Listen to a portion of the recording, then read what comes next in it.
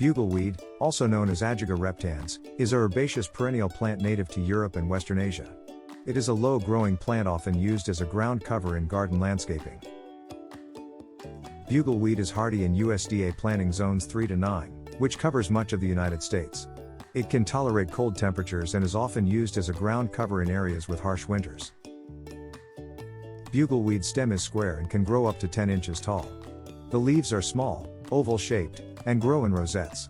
The flowers of bugleweed are typically blue or purple, although they can also be white or pink.